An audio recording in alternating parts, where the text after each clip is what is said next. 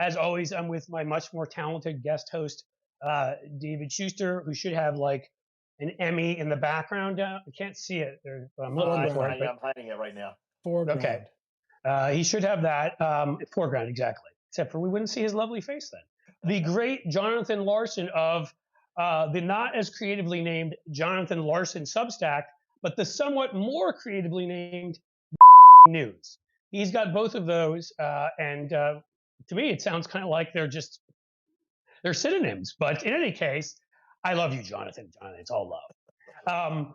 Hey, Jonathan. Yeah. What do you make of the news right now? The big thing that I think was really missed here was there was some dot connecting with the Moodys downgrade, right? On Friday, if people didn't see this, Moodys, the credit rating agency, basically said the United States of America, for the first time, does not occupy the top tier of credit trustworthiness. And so we're going to downgrade it just a wee little bit. But let's be honest with people for context here, okay?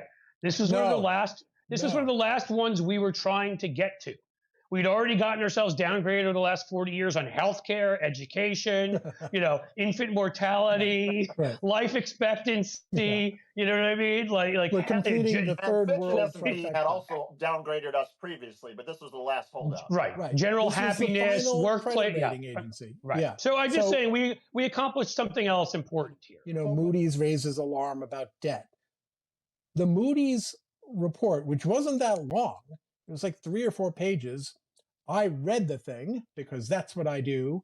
And it's a massive fire alarm about specifically this legislation. And to her credit, Heather Long of the Washington Post wrote an opinion piece.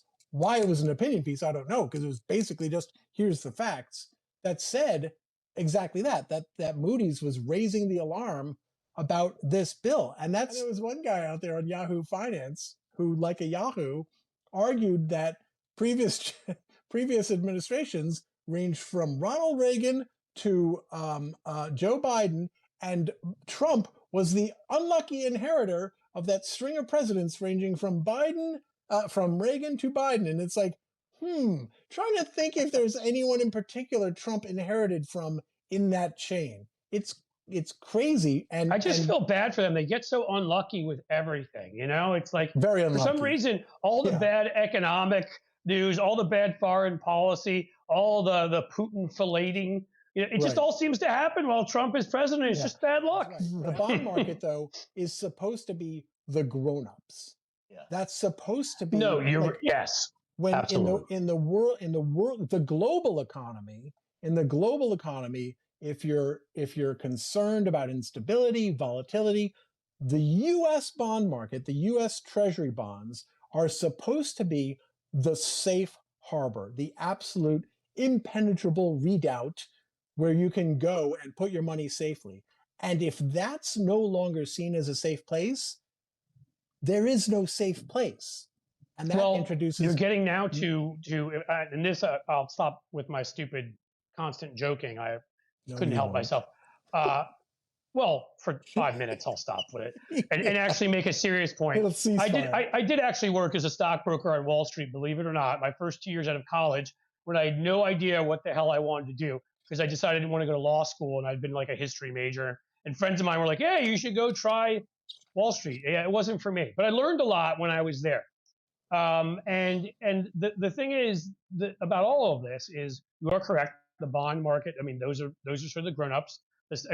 Not always. You've got some junk bond characters who come along now and again, but for the most part, it is. But the problem is if you're looking at that right now, it really dovetails with this loss of faith in the United States in general, right? Obviously, NATO does not trust us anymore, and numerous elected officials in France, Canada, United Kingdom have said that we don't consider the United States even an ally anymore. Pretty much in that kind of language.